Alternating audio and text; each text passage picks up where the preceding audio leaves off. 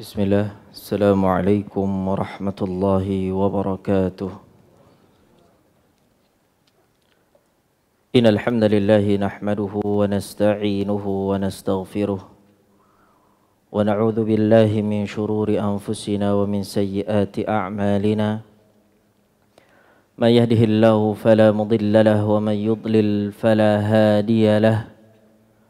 أشهد أن لا إله إلا الله وحده لا شريك له إله الأولين والآخرين وأشهد أن محمدا عبده ورسوله وصفيه وخليله وخيرته من خلقه بلغ الرسالة وأدى الأمانة ونصح الأمة وكشف الله تعالى به الأمة وجاهد في سبيل ربه حق الجهاد حتى أتاه من ربه اليقين صلوات الله وسلامه عليه وعلى آله وأصحابه ومن اتبعهم بإحسان إلى يوم الدين وسلم تسليما كثيرا أما بعد إخوة الإيمان أعزني الله وإياكم جماعة yang dirahmati oleh Allah Subhanahu wa taala.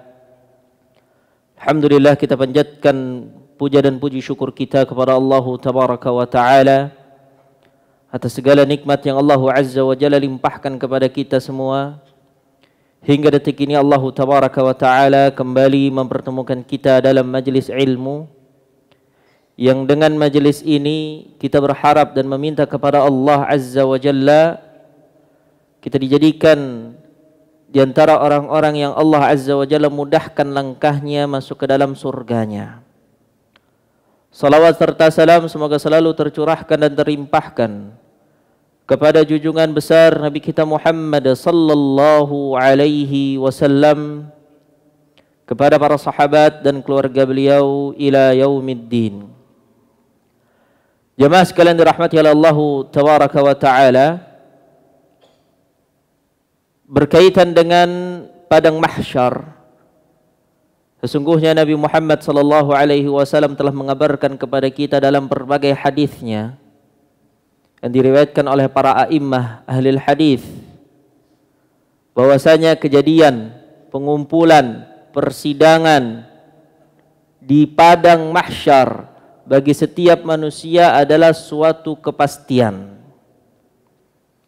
Di antaranya adalah apa yang akan kita bahas di siang hari ini, yaitu sebuah periwayatan yang dikeluarkan oleh Al-Imam Muslim rahmatullahi alaihi di dalam sahihnya dari jalur periwayatan Abu Hurairah radhiyallahu taala anhu, ketika Nabi sallallahu alaihi wasallam bersabda menceritakan tentang dahsyatnya hari di padang mahsyar dari berbagai kejadian-kejadian yang mengerikan dan menakutkan.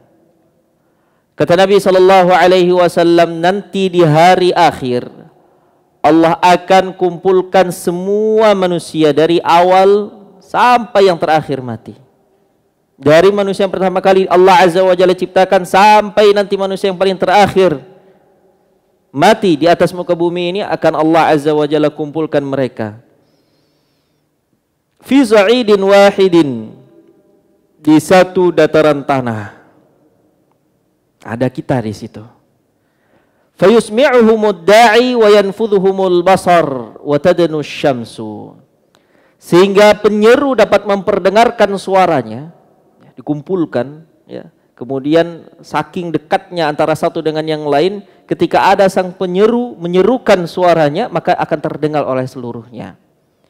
Dan semuanya akan terlihat oleh penglihatan mata. Semua manusia dikumpulkan. Dan kata Nabi sallallahu alaihi wasallam, wa tadnu syamsu, matahari itu akan mendekat. Fayablughu an-nasa minal ghammi wal karbi ma la yutiqun. Kata Nabi sallallahu alaihi wasallam, manusia ketika itu akan merasakan kesedihan, kesusahan, kesengsaraan, kesukaran yang tidak lagi dapat mereka tahan. Jadi kesukaran yang sangat tinggi levelnya. Dan ketika itu tidak ada manusia yang dapat memberikan bantuan antara satu kepada yang lainnya. Semua memikirkan dirinya sendiri, termasuk kita nanti. Kita nanti akan di situ dan kita akan disibukkan dengan urusan pribadi kita. Dipusingkan dengan amalan yang kita lakukan di dunia. Dipusingkan dengan apa yang kita banyak lalaikan dari ibadah-ibadah, baik itu wajib maupun sunnah. Dipusingkan dengan amalan maksiat yang kita masih nekat untuk melakukan dan merutinkan kemaksiatan-kemaksiatan itu. Kata Nabi SAW, fayaqulu ba'dun nasi li ba'din, maka sebagian dari manusia yang ada di padang mahsyar berkata kepada sebagian yang lain. Ini kumpul semua manusia, yang hitam, yang putih, laki-laki, perempuan, semuanya kumpul. Ketika mereka sudah tidak bisa lagi menahan kesukaran, kesulitan, kepusingan di hari itu, mereka pun berkumpul. Ini bagaimana ini? Mereka mau mencari solusi. Siapa ini yang bisa menyampaikan kepada Allah Subhanahu wa taala, meminta kepada Allah Subhanahu wa taala, berdialog kepada Allah Subhanahu wa taala agar menyegerakan persidangan. Karena semua dicuekin sama Allah. Ya, dibangkitkan, dikumpulkan di padang mahsyar dalam jangka waktu yang tidak ada yang tahu kecuali hanya Allah Subhanahu wa taala semata. Dengan posisi ya, dijemur di bawah matahari, kemudian matahari itu didekatkan, semua manusia bingung. Maka mereka mengatakan, ala tarawna ma antum fihi, ala tarawna ma qad balagakum, tidakkah kalian melihat apa kesengsaraan yang telah ya kalian rasakan di sini? Tidakkah kalian kesulitan untuk berada di tempat ini? Ala tanzuruna man yashfa'u lakum ila rabbikum, tidakkah kalian cari orang-orang ya yang dapat memberikan pertolongan kepada kita, yang dia minta pertolongan itu kepada Allah Subhanahu wa taala?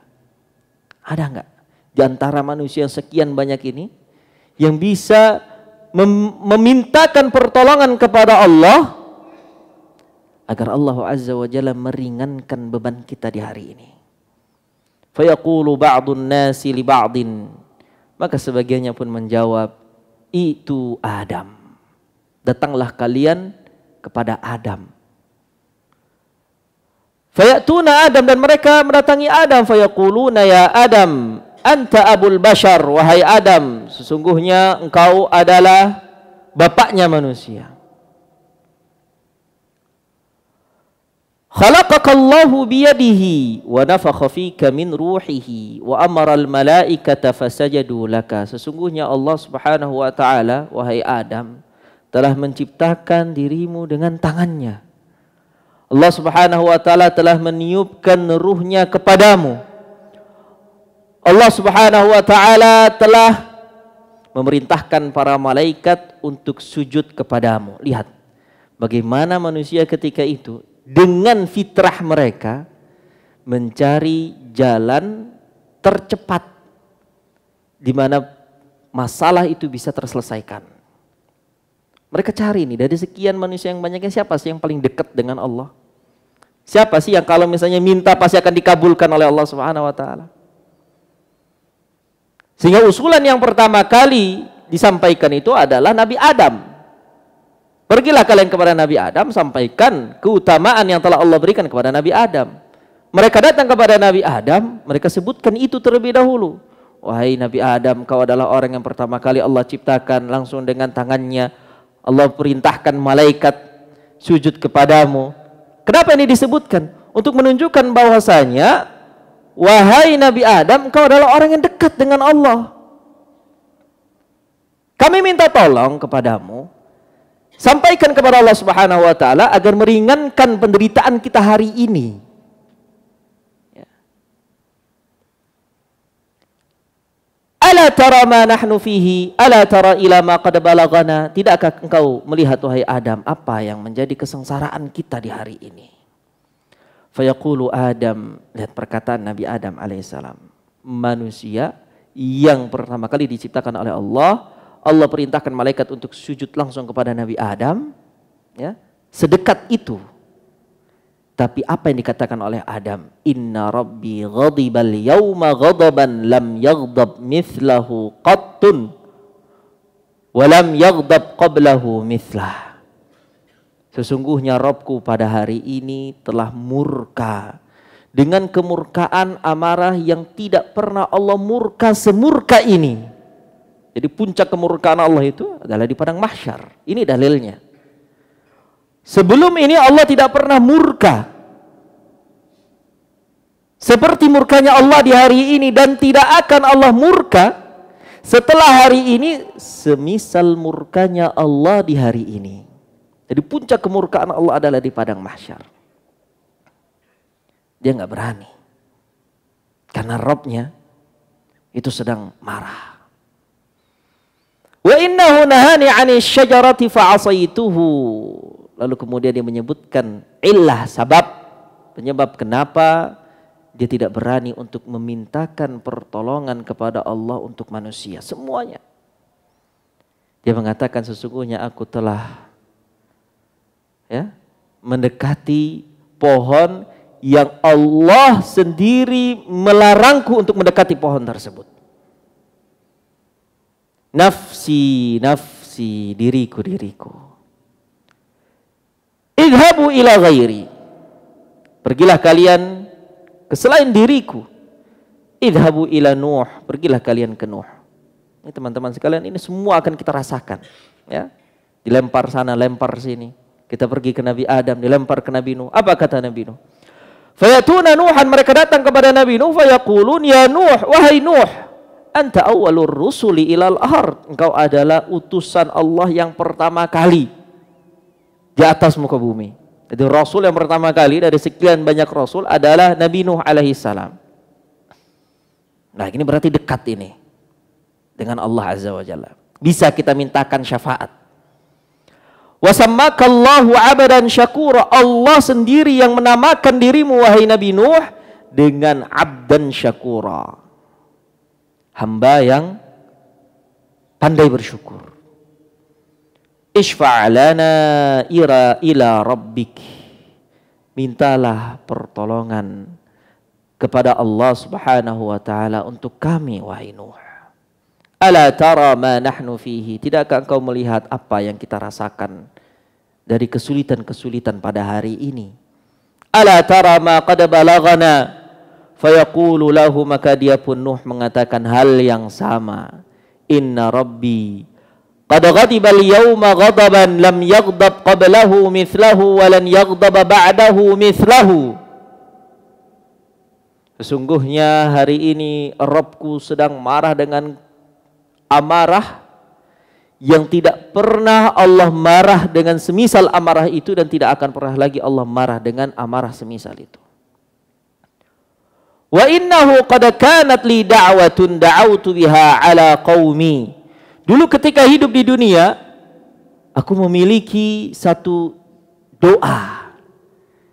Ya, dijamin oleh Allah Subhanahu wa taala pasti akan Allah ijabahi doa tersebut. Tapi aku gunakan untuk menghancurkan kaumku. Merasa salah atas kesalahan itu Nabi Nuh alaihi salam. Ini sesuai dengan hadis yang diriwayatkan disampaikan oleh Nabi SAW, diriwayatkan oleh Imam Bukhari dalam sahihnya. Kata Nabi SAW, inna likulli nabiyyin da'watun mustajabah. Sesungguhnya setiap nabi itu ada doa yang pasti dikabulkan, diijabahi oleh Allah Subhanahu wa taala. Wa uridu an akhtabi'a da'wati syafa'atan li ummati yaumal qiyamah. Sedangkan aku, kata Nabi SAW, aku menginginkan doa itu aku simpan sebagai bentuk syafaat bagi umatku kelak nanti di hari kiamat. Jadi semua doa mustajabah itu telah digunakan oleh para nabi. Dalam riwayat yang lain disebutkan ta'ajjala al-anbiya. Para nabi itu selain Nabi SAW terburu-buru dalam menggunakan doa mustajabahnya.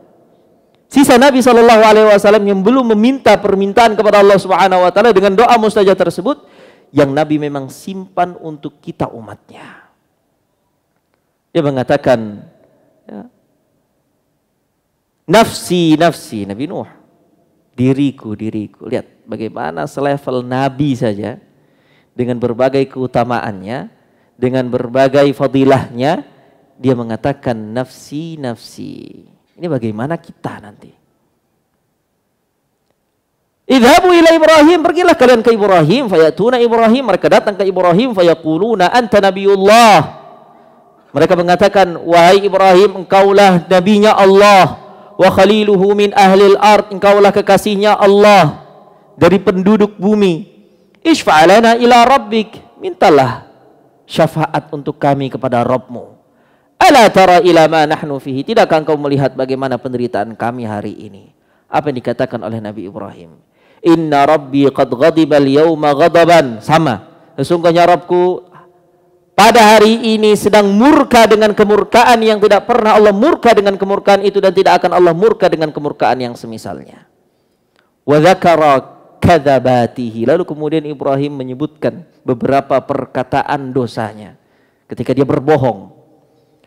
Nafsi, nafsi, diriku, diriku. Lihat, selevel Nabi saja, ya, dengan beberapa kesalahan dosa itu sudah membuat mereka pusing dan sudah tidak bisa lagi memikirkan orang lain. Padahal dosanya hanya sekian. Ya. Para ulama katakan Nabi Ibrahim alaihissalam itu pernah berdusta 3 kali. Dan dustanya itu bukan termasuk bohong yang dilarang dalam agama, tapi itu masuk ke dalam tauriah yang diperbolehkan. Tapi itu pun menjadikan Nabi Ibrahim itu sudah tidak bisa lagi melihat dirinya berhak memberikan syafaat kepada orang lain, karena dia sendiri merasa pusing dengan dosanya.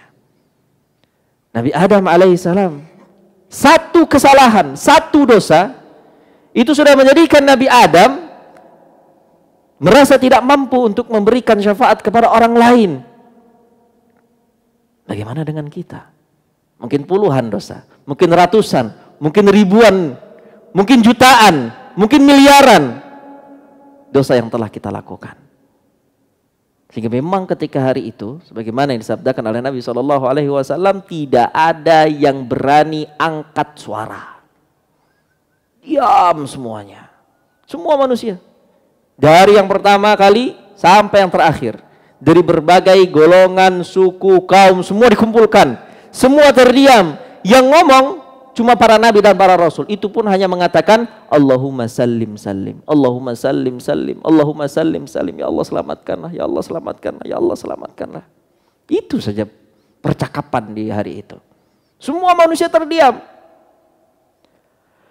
Kemudian kata Nabi SAW, Ibrahim mengatakan, idhabu ila ghairihi, pergilah kalian kepada selain diriku. Idhabu ila Musa,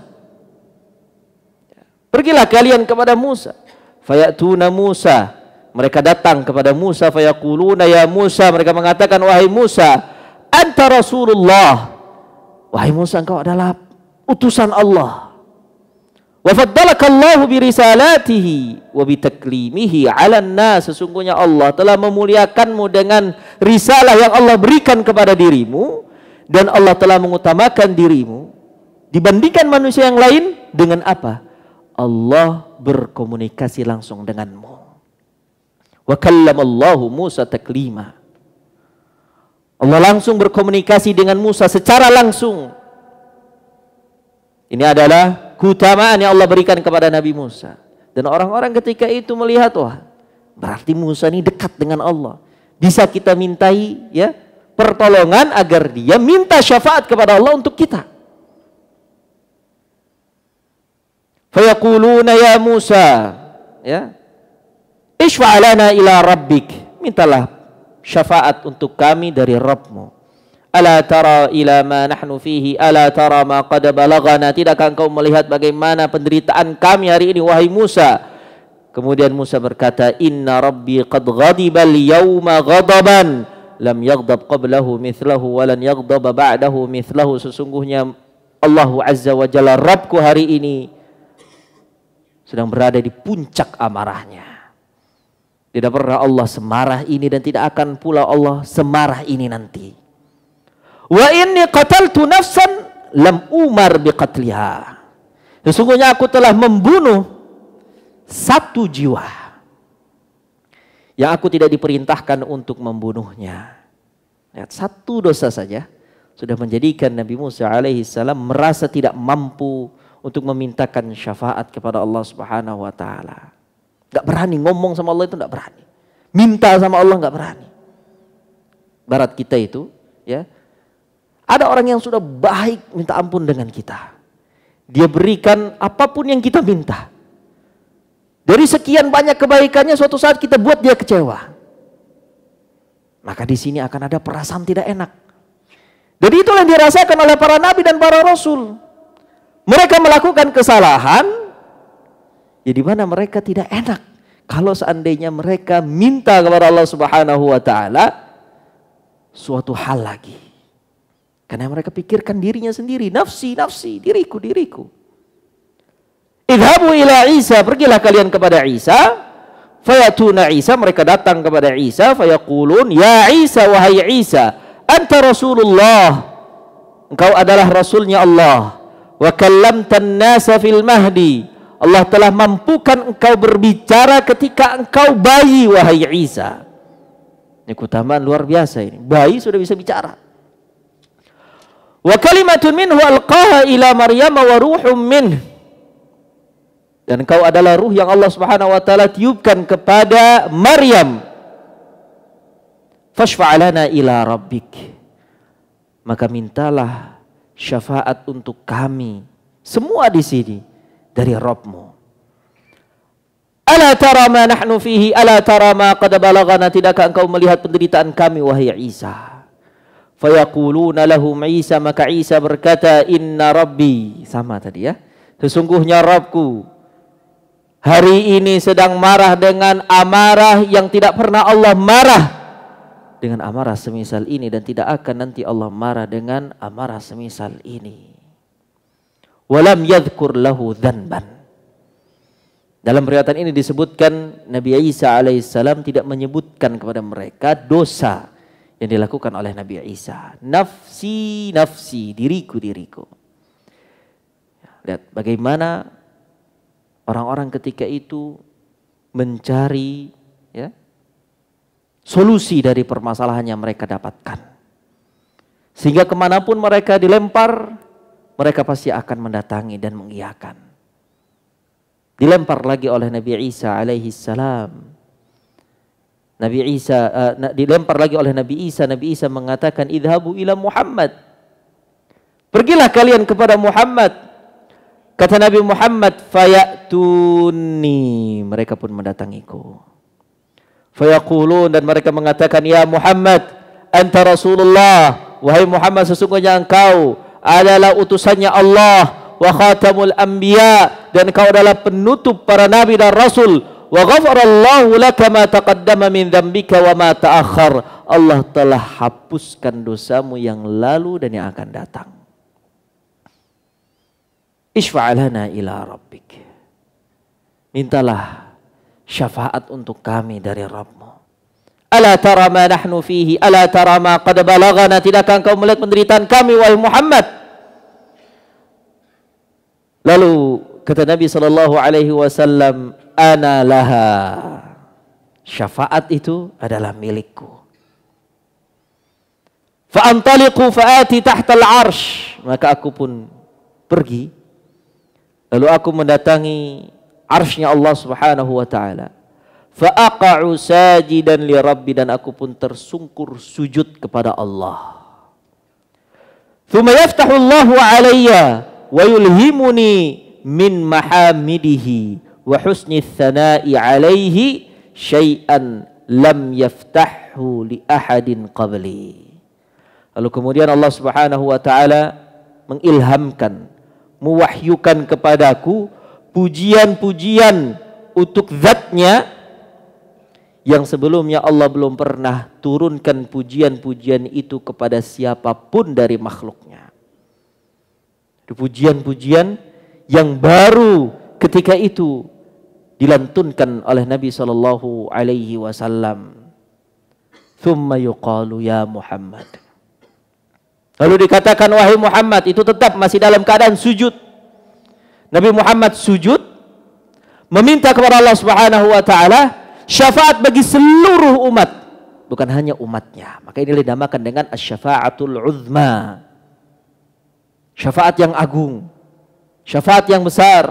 Kenapa? Karena Nabi SAW bukan hanya memberikan syafaat kepada umatnya saja, tetapi kepada seluruh manusia. Ya Muhammad irfa' ra'sak, wahai Muhammad angkat kepalamu. Kata Allah Azza wa Jalla, wahai Muhammad angkat kepalamu. Sal tu'tah, mintalah niscaya apa yang kau minta akan dikabulkan. Isfa' syafa', ajukanlah syafaat, niscaya engkau akan aku berikan hak untuk memberikan syafaat. Fa'arfa'u ra'si, kata Nabi SAW, maka aku pun mengangkat kepalaku. Fa'aqulu ya Rabbi ummati ummati. Kemudian kata Nabi SAW, aku katakan wahai Rabbku umatku umatku. Fayuqalu ya Muhammad, dikatakan kepada Nabi Muhammad, wahai Muhammad, adkhilil jannata min ummatika man la hisaba alaihi minal babil aymani min abwabil jannah.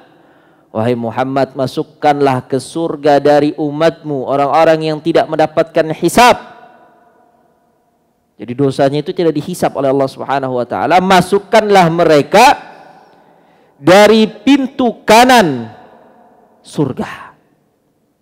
Wa hum syuraka'un nasi fi ma siwa dzalika minal abwab. Sedangkan umat-umatmu yang lain yang amalannya dihisab, masukkanlah mereka dari pintu-pintu surga yang lain sebagaimana umat-umat yang lain pun masuk ke pintu surga di sana. Walladzi nafsu Muhammadin biyadihi. Wahai, kata Nabi SAW, dan demi zat yang di mana jiwa Muhammad berada di tangannya. Maksudnya adalah demi Allah.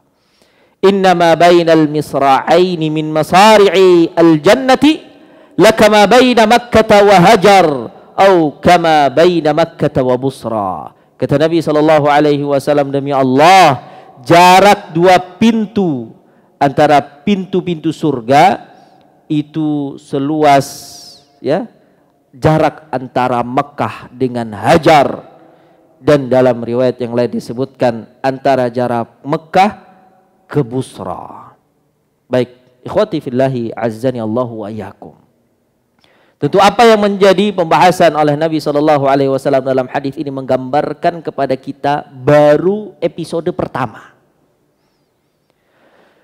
Karena ini ketika Nabi SAW meminta kepada Allah, lalu Nabi sujud di bawah arsy-Nya Allah Azza wa Jalla, ini adalah meminta agar persidangan itu dimulai. Minta kepada Allah Subhanahu wa taala agar persidangannya dimulai. Karena ini lama sekali tidak dimulai-mulai. Manusia hanya dikumpulkan saja. Sehingga Allah Subhanahu wa taala dengan pemberian syafaat ini memberikan syafaat kepada seluruh manusia atas permintaan Nabi dengan dimulainya persidangan. Maka dengan persidangan akhirat tersebut, setiap orang itu akan disidang langsung oleh Allah Subhanahu wa taala. Orang-orang yang beriman, sebagaimana yang Nabi sebutkan, persidangan mereka itu berbeda dengan persidangan orang-orang kufar, orang-orang yang tidak beriman kepada Allah Subhanahu wa taala. Orang-orang kufar itu persidangannya antara mereka dengan Allah itu dibuka. Sehingga semua orang melihat dan mendengar. Semua orang menyaksikan penyebutan-penyebutan dosa, penyebutan-penyebutan kesalahan, itu disebutkan semuanya. Adapun orang mukmin, orang yang beriman, mereka dipisah persidangannya dari seluruh manusia. Ini ada dalam sebuah hadis yang diriwayatkan oleh Adi bin Hatim. Nabi SAW bersabda, "Ma minkum ahadun illa sayukallimuhu rabbuhu, laisa bainahu wa bainahu turjuman." Tidaklah ada seseorang dari kalian, kan pasti dia akan diajak berdialog langsung oleh Rabbnya yang tidak ada antara dirinya dengan Allah penerjemah. Fayanzuru aymana minhu fala yara illa ma qaddama. Jadi ketika disidang oleh Allah Subhanahu wa taala disebutkan satu persatu dosanya. Ya. Ingatkah engkau pernah melakukan ini ketika di dunia, engkau pernah melihat ini, engkau pernah mengatakan ini, semua disebutkan dari awal sampai akhir. Sehingga hamba ini tidaklah dia melihat ke arah kanannya kecuali dia melihat amalan-amalannya. Wala yanzura ila ash'ama minhu fala yara illa ma qaddama. Dia melihat ke sebelah kirinya, tidak dia lihat kecuali apa yang telah dia lakukan dari amalan-amalannya. Wa yanzura baina yadayhi fala yara illa an-nar. Dan ketika dia melihat ke depannya, tidaklah dia melihat kecuali neraka. Tilqa'a wajhi, di hadapan wajahnya. Maka kata Nabi dalam hadis ini, fattaqun nara walau bisyiqqi tamrah. Maka takutlah kalian dari api neraka walaupun kalian ya cuma memiliki amal bersedekah dengan satu buah kurma. Jadi di antara amalan-amalan yang banyak di dalam Islam, Nabi SAW mengkhususkan sedekah. Bahwasanya sedekah itu bisa menjadi tameng seorang hamba dari api neraka. Dari sekian banyak amalan, Nabi menyebutkan walau bisyiqqi tamrah. Takutlah kalian dari api neraka walaupun hanya dengan bersedekah dengan satu biji kurma. Sesungguhnya sedekah dengan satu biji kurma itu bisa menyelamatkan kalian dari api neraka. Tentu ini isyarat dari Nabi SAW akan keutamaan bab sedekah. Dalam hadis yang lain diriwayatkan oleh Imam Bukhari dan Imam Muslim dari Abdullah bin Umar radhiyallahu taala anhuma, Nabi SAW bersabda, "Innallaha yudnil mu'min." Sesungguhnya nanti di persidangan akhirat kata Nabi, Allah akan mendekatkan seorang mukmin. Fayadha' alaihi kanafahu wa yasturuhu. Lalu kemudian Allah akan tutup dia. Allah akan berikan sitar, penutup, agar tidak terlihat oleh orang lain, agar tidak terdengar oleh orang lain.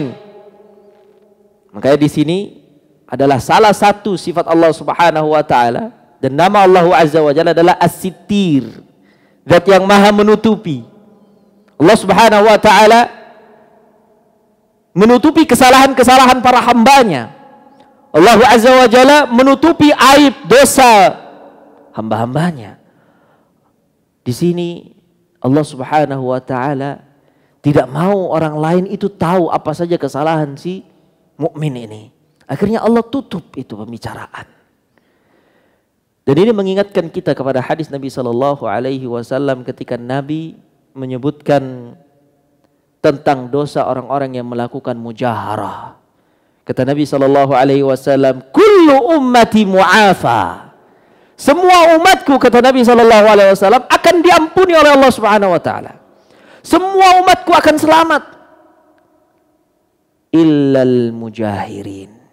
Kecuali orang-orang yang melakukan dosa mujaharah. Apa ini dosa mujaharah? Yaitu orang-orang yang terang-terangan melakukan kemaksiatan. Bagaimana bentuk dan sifat mereka? Kata Nabi sallallahu alaihi wasallam, "Ya'malu 'amalan bil-laili wa qad satarahu Allah." Dia melakukan kemaksiatan di malam hari. Di malam hari dia melakukan kemaksiatan. Dan Allah tutupi aibnya dia. Allah tutupi kemaksiatan. Tidak ada orang yang tahu. Tidak ada orang yang tahu dia melakukan kemaksiatan itu di malam hari ketika itu.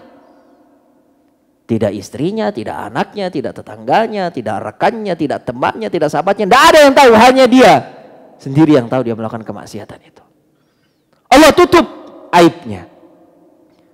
Thumma yusbihu. Kemudian ketika paginya dia mengatakan, "Ya fulan, qad amiltul barihata kadza wa kadza, qad amiltul barihata kadza wa kadza." Wahai fulan, tahu enggak semalam saya melakukan ini. Dengan bangganya dia ceritakan kemaksiatan yang dia lakukan di malam hari yang pada hakikatnya telah Allah Azza wa Jalla tutupi. Allah jaga supaya tidak ada yang tahu. Ternyata dia sendiri yang merobek sitar yang Allah Azza wa Jalla berikan kepadanya. Dia sendiri yang kemudian membuka dan membongkar aibnya. Inilah orang-orang yang dikatakan oleh Nabi SAW dengan sebutan mujahirin. Maka yang seperti ini bagi mereka adalah azab yang pedih. Sehingga memang dalam Islam, teman-teman sekalian rahmati Allah, haram bagi kita untuk menceritakan aib kesalahan kita.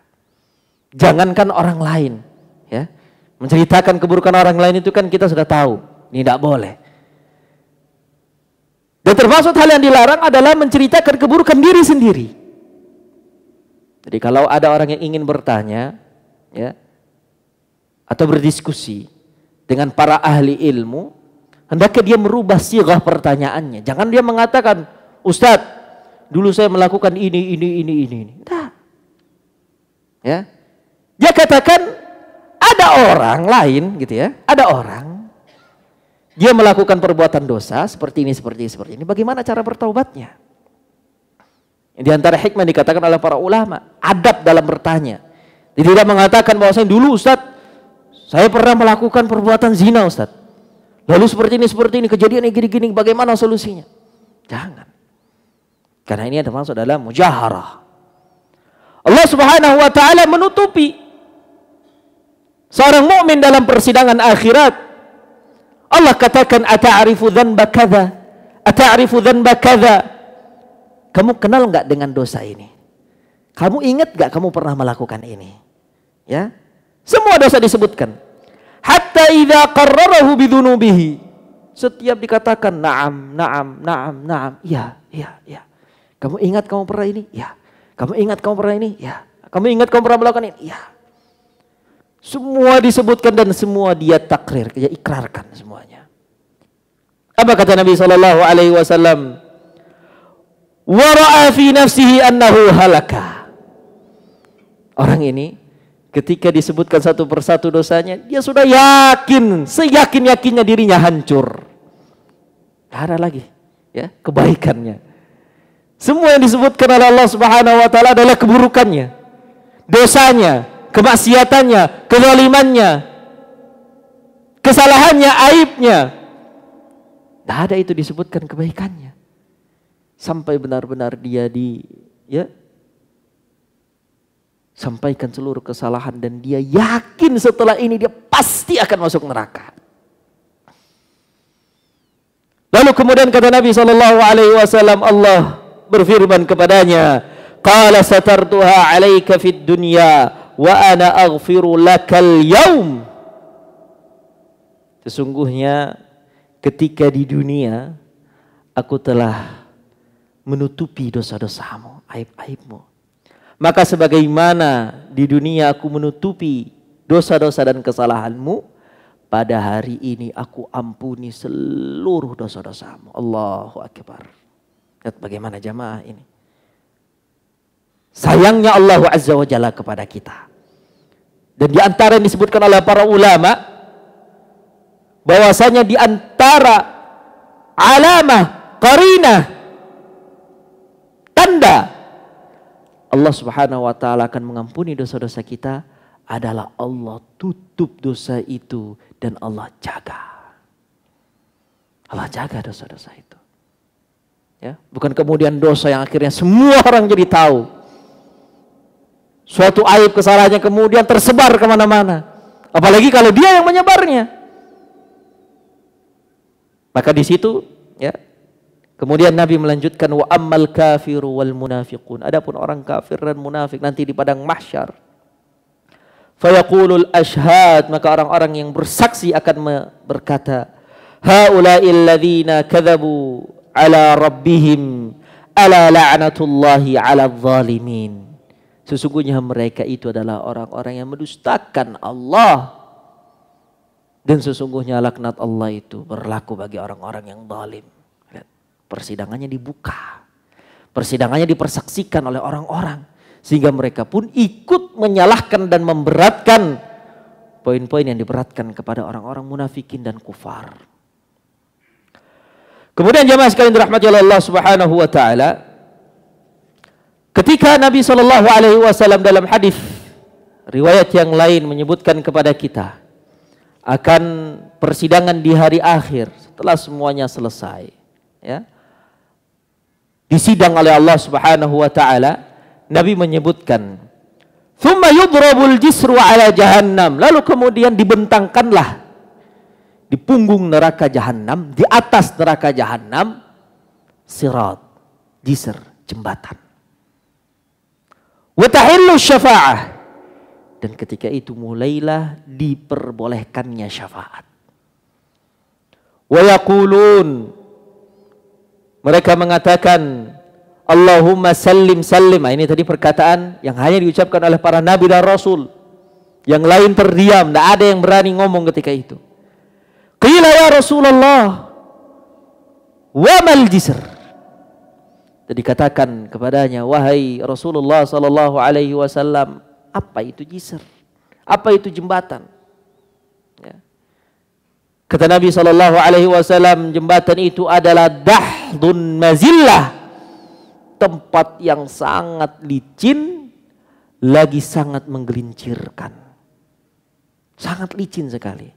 Dalam beberapa riwayat yang disebutkan oleh Imam Muslim di sini, kata Nabi sallallahu alaihi wasallam, ya, yang mauquf sampai kepada Abu Sa'id Al-Khudri, kata Abu Sa'id Al-Khudri, annal jisra adaqqu minasy'arati wa ahaddu minas saif. Bahwasanya jembatan sirat itu, jisr itu adalah lebih tipis dibandingkan dengan sehelai rambut dan lebih tajam dibandingkan dengan sebilah pisau atau dengan pedang. Qila ya Rasulullah wa mal jisr. Kata Nabi, dahdun mazila, tempat yang sangat licin lagi menggelincirkan. Fihi khatatif wa kalalib wa hasakun takunu binajdin fiha sywaikatun yuqalu laha sya'da, yuqalu lahu sa'dan. Di jisr itu, kata Nabi SAW, terdapat besi-besi pengait, terdapat besi-besi pencakar, besi-besi yang tajam. Dalam riwayat yang lain, la ya'lamu qadraha ilallahu azza wa jal, tidak ada yang tahu secara pasti berapa besarnya, ya, seberapa besarnya besi-besi itu, kecuali hanya Allah Subhanahu wa taala. Dan besi itu terdapat duri-duri yang tajam. Kata Nabi sallallahu alaihi wasallam, itu bagaikan pohon sa'dan. Ini adalah pohon yang ma'ruf di tengah padang pasir, ya, yang dimana pohon ini memiliki buah, dan buahnya ini berduri, duri yang sangat banyak. Jadi bulat kemudian dikelilingi oleh duri. Seperti itulah gambaran yang Nabi sallallahu alaihi wasallam gambarkan tentang besi-besi yang ada di sirat. Jadi lewatnya seseorang itu di atas sirat, selain sirat itu adalah dahdun mazillah, tempat yang licin lagi menggelincirkan, tidak hanya sampai di situ, dia akan disambar dengan kalalib, dengan besi-besi yang besar, besi-besi yang tajam, yang siap mencabik-cabik tubuhnya. Dan dia bisa saja selamat dari sirat, tapi kemudian, ya, tersambar oleh kalalib sehingga dia jatuh ke neraka jahanam. Kita lihat tadi bagaimana persidangan di padang mahsyar itu, ya, sudah selesai.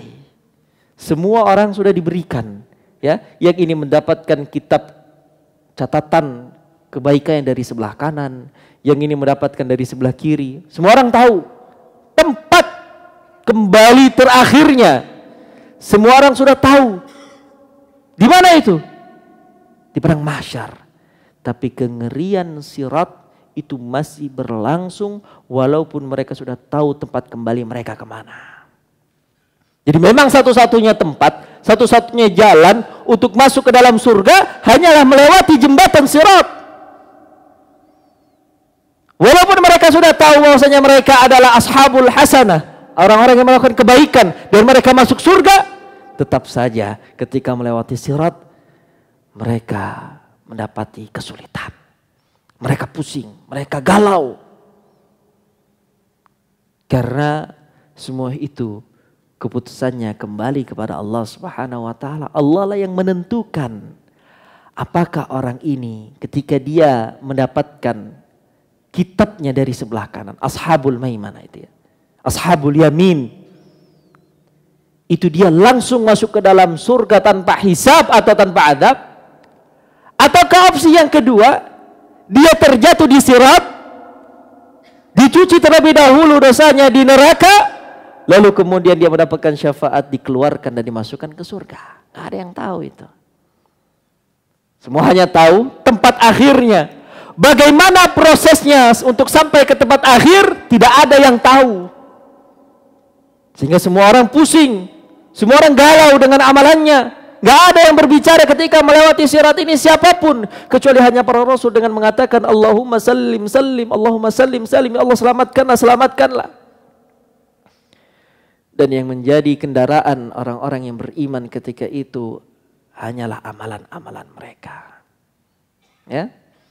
Dalam riwayat, ketika semua orang sudah selesai persidangan, ya, ini riwayat yang kemarin kita baca, setiap orang itu diperintahkan untuk mengikuti sembahan-sembahannya. Jadi dari sekian banyaknya manusia di padang mahsyar, itu akan tereliminasi terlebih dahulu orang-orang musyrikin.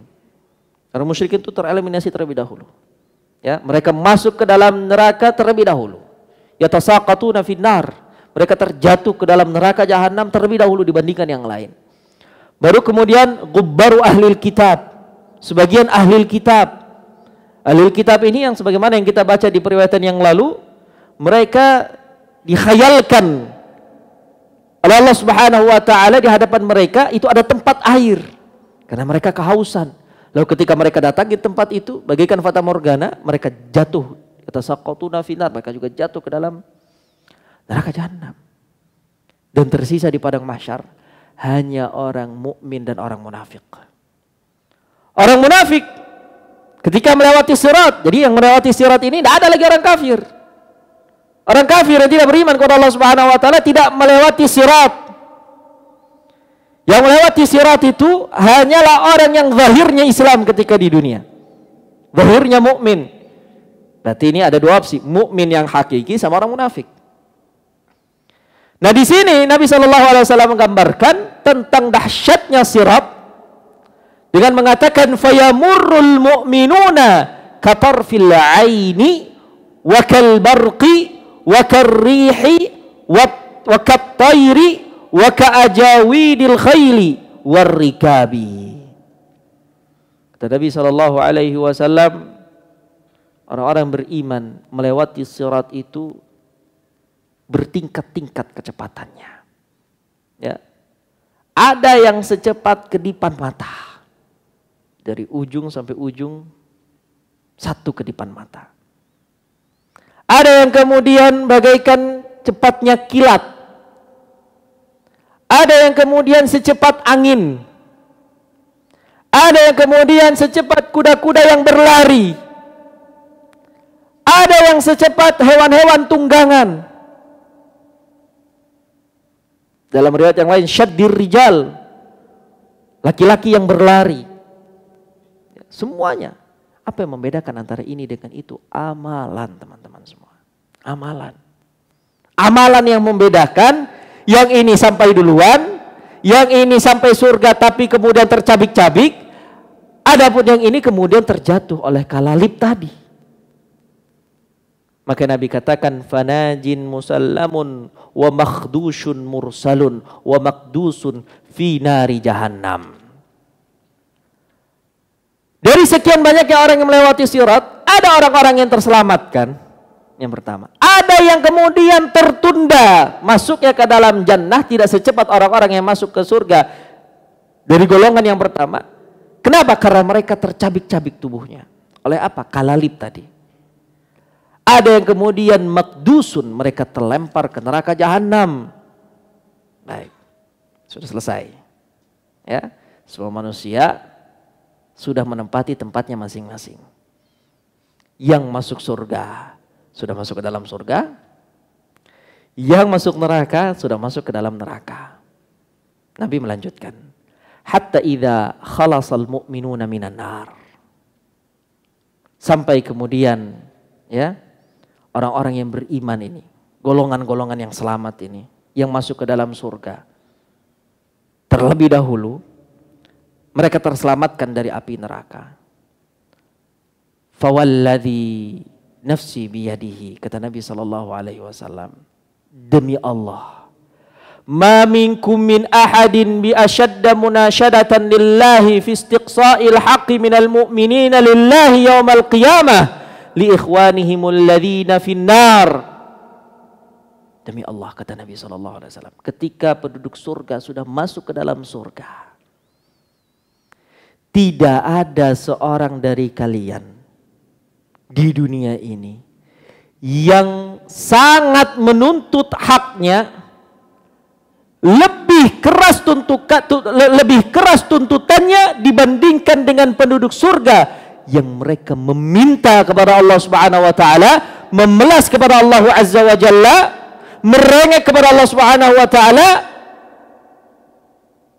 agar Allah membebaskan teman-teman mereka yang saat itu ada di dalam neraka.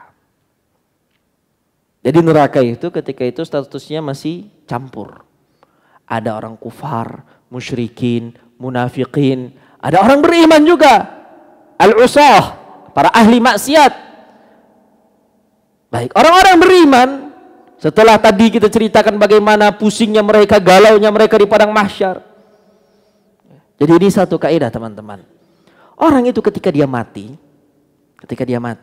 ya, sampai nanti Allah takdirkan dia masuk ke dalam surga, pertama kali dia langkahkan kakinya itu masuk ke dalam surga, itu jarak sekian lama tidak ada satupun manusia yang memikirkan orang lain. Sepandai apapun kita ucapkan kita sayang dengan istri kita sayang dengan anak kita sayang dengan keluarga kita sayang dengan ibu kita sayang dengan bapak kita, ketika maut menjemput, itu adalah detik tidak lagi ada manusia yang memikirkan orang lain, secinta apapun dia dengan manusia tersebut. Kapan manusia itu akan mulai memikirkan orang lain? Ketika dia masuk ke dalam surga. Sebelum masuk ke dalam surga nggak ada yang memikirkan orang lain. Makanya dahsyatnya Nabi SAW itu. Nabi SAW adalah satu-satunya manusia yang memikirkan orang lain ketika semua manusia memikirkan dirinya sendiri. Sampai pada level Nabi dan Rasul memikirkan dirinya sendiri-sendiri. Itu dahsyatnya Nabi SAW. Ya.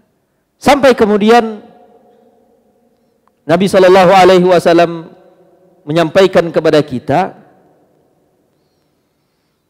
orang-orang yang masuk ke dalam surga terlebih dahulu, mereka akan terus meminta kepada Allah, terus memohon kepada Allah Subhanahu wa taala agar Allah membebaskan, mengeluarkan orang-orang yang dahulu mereka kenal di dunia. Apa yang mereka katakan? Ahli surga ini apa yang mereka katakan? Rabbana, wahai Rabb kami, kanu yasumuna ma'ana. Mereka itu, teman-teman kami itu, saudara-saudara kami itu, mereka adalah orang-orang yang ketika kami di dunia, mereka puasa bersama kami. Lihat ini ya, persahabatan, pertemanan yang didasari oleh ketakwaan akan membuahkan ini. Jadi orang-orang soleh itu, ini manfaatnya berteman dengan orang yang soleh. Sekedar tahu saja, sekedar kenal saja, ingat sama kita, itu manfaatnya luar biasa teman-teman. Mereka katakan, ya Allah, mereka itu si fulan, dulu ketika di dunia puasa bersama kami. Kami ini melakukan puasa, kami masuk ke dalam surga, kenapa mereka masuk ke dalam neraka? Wa yusalluna ma'ana, mereka sholat bersama kami. Ya, sholatnya bersama kami, sama-sama di masjid, sama-sama ketemu, satu shaf, satu masjid, satu imam. Sama-sama kita melakukan sholat. Kami masuk ke dalam surga, mereka masuk ke dalam neraka. Kenapa ya Allah? Wa yahujjun, mereka juga haji bersama kami. Apa kata Allah Subhanahu wa taala setelah diminta terus-menerus oleh para penduduk surga? Akhriju man araftum. Ini syahidnya. Keluarkanlah dari neraka siapapun yang kalian kenali. Siapapun yang kalian kenali, keluarkan mereka dari api neraka. Ya, kuncinya araftum. Arafa ya'rifu. Mengetahui. Jadi berkenalan dengan seorang saleh, orang yang saleh, itu nggak ada ruginya, teman-teman. Karena Allah Subhanahu wa taala akan mengatakan kepada penduduk surga, bebaskanlah, keluarkanlah dari api neraka orang-orang yang kalian kenali. Sekedar kenal. Lalu bagaimana penduduk surga membedakan antara satu dengan yang lain? Kata Nabi SAW, fatuharramu suwarahum 'alan nar. Ya, mereka karena masih ingat dengan wajahnya. Karena wajah itu adalah salah satu dari mawadi'us sujud. Anggota tubuh yang digunakan untuk sujud. Dan Allah haramkan neraka untuk membakar anggota tubuh yang digunakan sujud oleh seorang muslim ketika dia di dunia. Muka nih, ya, walaupun badan yang lain gosong, terbakar, hangus, hancur, muka nih tetap. Kenapa? Karena bekas sujud. Allah haramkan neraka untuk membakar muka orang yang sujud kepada Allah Subhanahu wa taala ketika di dunia. Baik.